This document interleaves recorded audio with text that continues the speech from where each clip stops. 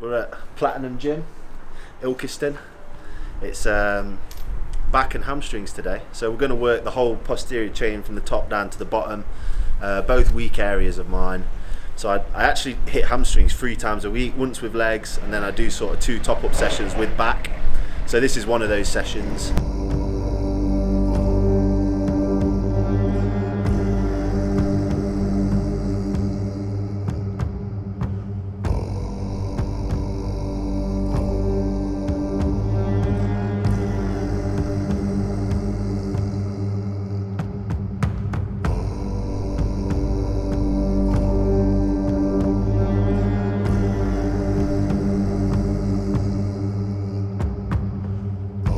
Back hamstrings.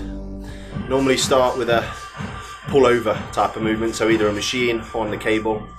Don't really count sets or reps on that one, just sort of keep ascending up until we're hitting failure at about 12 reps, just to force as much blood in the back as possible. A lot of people sort of get a bit Nazi on form with these. I mean, for me, I like to sort of stretch out the whole back, really let it pull on my lats, traps, rhomboids, the whole of my back, just and squeeze at the bottom, force a lot of blood in, as much blood as possible. Second movement in is a Lat Pull Down, probably one of my weakest movements overall.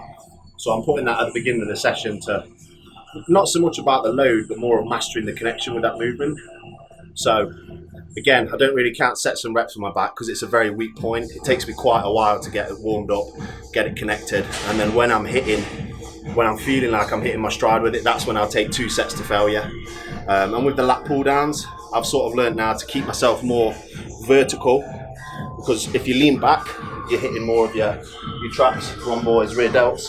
Whereas if you keep yourself more vertical and pull down, it's going to activate more of your lats more. So that's what I'm making a conscious effort of doing with a Lat Pull-Down movement.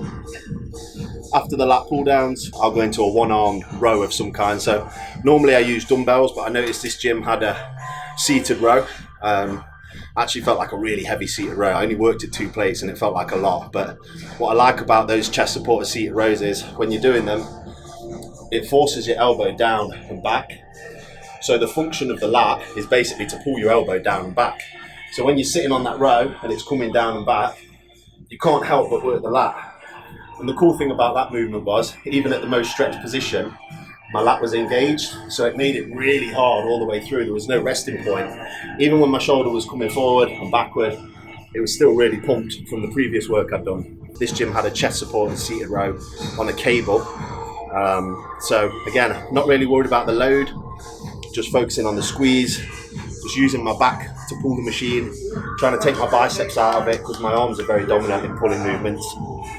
So again, I'm just working on getting as much blood and connection into my back as possible to get everything switched on. And that was back really. Went on to rear delts after that. A couple of sets of face pulls. Again, just getting as much blood in.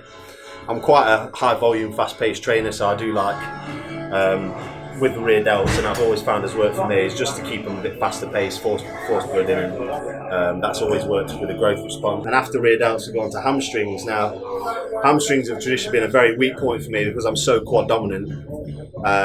So with my pressing, my squats, my quads always take over. So I've gotten really good at using isolation machines to fire up my hamstrings, and I've found an even better way of improving this just once a week is using the occlusion bands. So as you can see from the video, I'm using occlusion bands to wrap around the top of my leg, top of my thigh, and that prevents blood from coming out of the leg.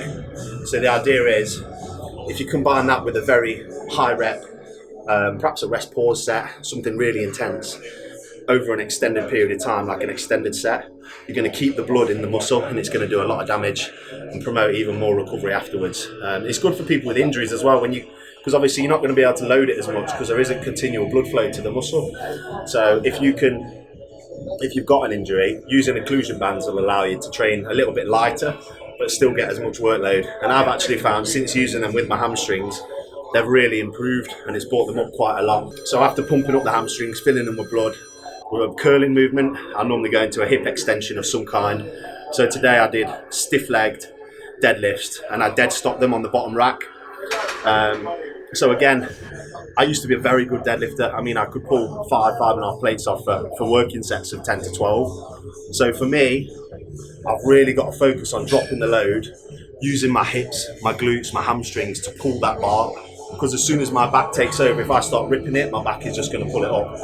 So again, drop the weight down right low, really slow reps, really get my head into that squeeze, keep my glutes tucked the whole time.